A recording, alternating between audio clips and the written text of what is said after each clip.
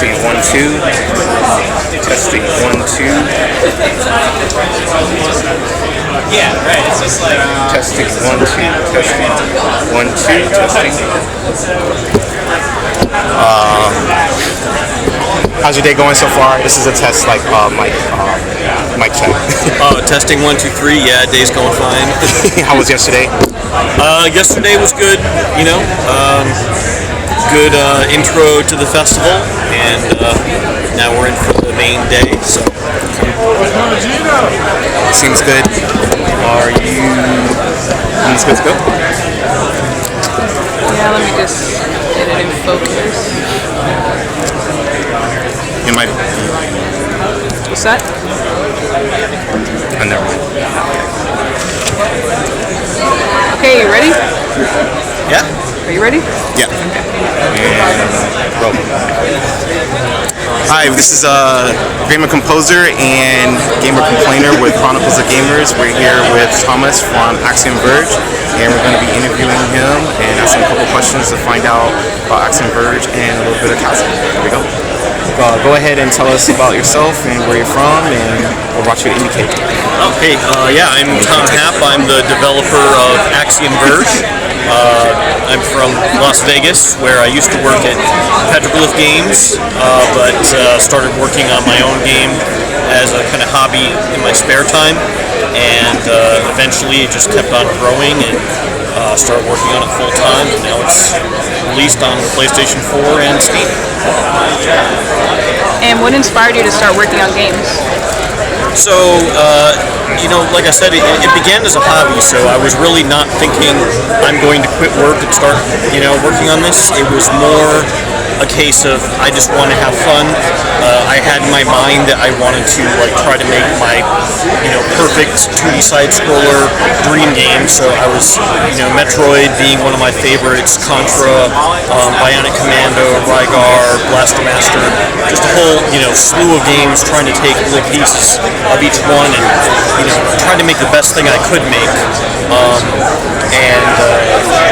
Just it kind of snowballed from there. Like about a year into development, I got the idea for having glitches be a major mechanic, just because so many classic games would have bugs, or there'd be a problem with the contact with your cartridge, and things would mess up. And I always loved that, so I tried to bring that into the game world, and that kind of became the theme of the narrative.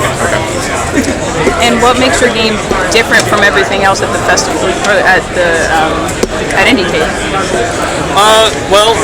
There's a couple of things. The main standout thing is probably that aforementioned glitching mechanic. I think a typical indie game usually has kind of one key thing to make it stand out, and I think a lot of people probably would have had that be the only mechanic. They would have had it be the game called Glitch or whatever, and you glitch everything. In my case, I didn't want that to be the only mechanic, so it actually is still a side-scrolling, shooter with all these other elements into it, and that's just one of them. So in my mind, I feel it's separate from or different from other independent games because of that it's more a typical game, Metroidvania experience with some special features added in, as opposed to just one mechanic that you use over and over. And what advice would you give to someone trying to get into the game industry?